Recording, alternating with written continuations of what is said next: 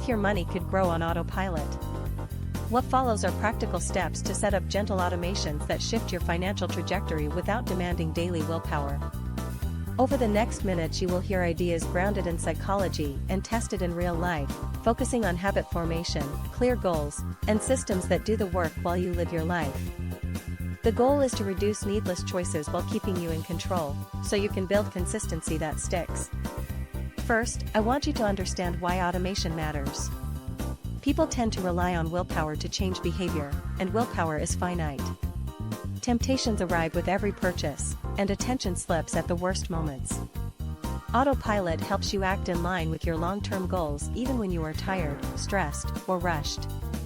Think of automation as a set of smart defaults that favor better outcomes without requiring you to reinvent the wheel each month. When you separate decisions from emotions, you free cognitive energy for tougher problems, like negotiating a work schedule or planning a major purchase. The aim is not to remove your voice, only to reduce noise. Next, we build a practical foundation, a reliable system that moves money where it should be, when it should be, with minimal friction. The most durable automations touch three areas: savings, expenses, and debt or bills. Each area feeds into the others, creating a stable rhythm rather than a chaotic scramble.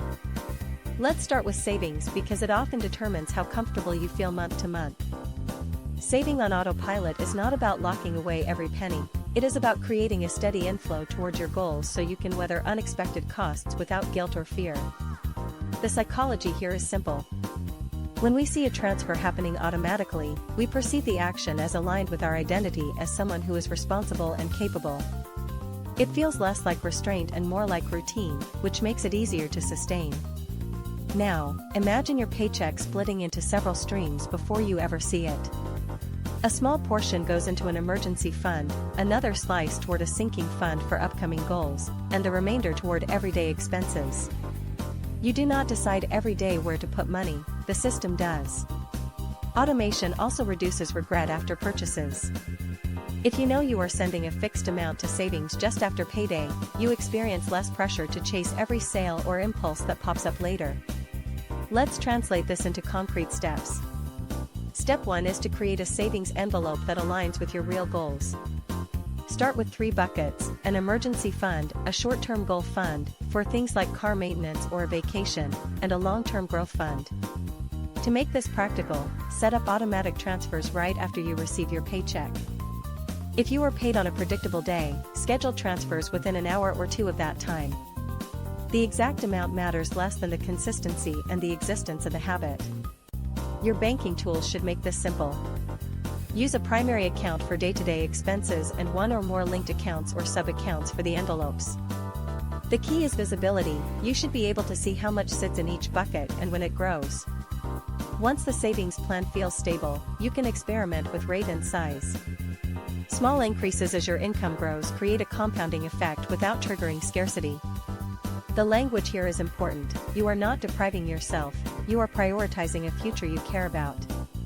Next, we turn to expenses and how automation can simplify money management without eroding control. Begin with bills and recurring payments. The goal is to ensure you never miss a payment or pay late fees, which often erode your budget silently. Set up autopay for fixed monthly obligations such as rent, utilities, and insurance. Then, instead of paying discretionary items instantly, schedule transfers to a separate mid-sized fund that covers irregular, smaller charges. This makes you less likely to overspend in the moment. A practical tactic is to create 2 monthly review points, the day after payday and the mid-month check-in. The after payday review confirms transfers occurred as planned, while the mid-month review catches anomalies like duplicate charges or price increases. Another core element is sinking funds. These are dedicated savings for predictable, named expenses like car maintenance, annual subscriptions, or holiday gifts.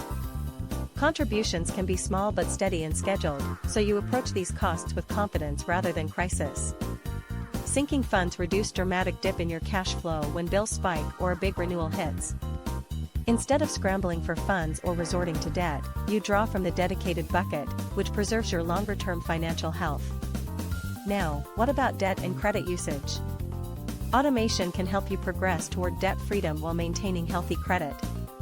The principle is to create a priority order and automate payments in that order without manual intervention each month. If you carry multiple debts, a common approach is the avalanche method: pay the highest interest debt first, while making minimum payments on the rest. Automate those minimums and set an extra payment schedule for the target debt. The automation keeps you consistent and focused. To implement this, you can schedule regular extra payments on the debt you want to tackle first.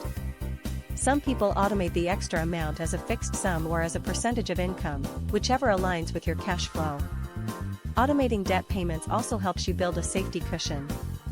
If your circumstances change, you can pause planned extra payments temporarily without derailing your overall plan. The flexibility matters because life is rarely predictable in advance. Friction can undermine even the best plan.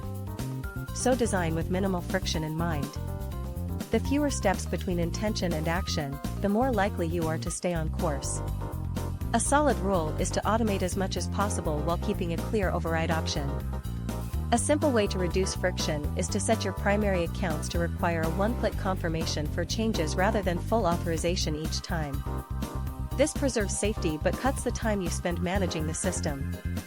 Your future self will thank you. Another friction-lowering tactic is to create predictable schedules for spending. For example, set a weekly spending limit that is replenished automatically on a fixed day. This reduces the need to constantly micromanage every purchase and helps you resist impulse buys when you are tired. Habits thrive on cues and routines.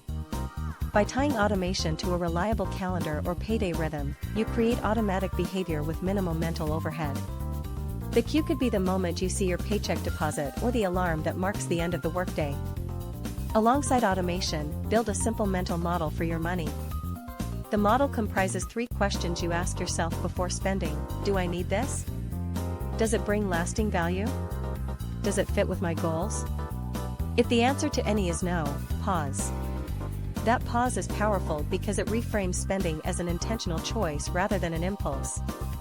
The aim is not restriction but deliberate, value-based decision-making that occurs within a supportive system rather than in a vacuum. Nudges can be subtle yet influential. A common and effective nudge is to set a default transfer amount that feels modest yet meaningful. Over time, those small amounts add up and begin to feel like ordinary progress rather than sacrifice. Another nudge is to schedule regular progress updates. A monthly banner of your milestones, savings balance, debt paid, or progress toward a goal gives you a steady reminder of what you are building. Those reminders create positive emotion around progress, making the system rewarding to maintain.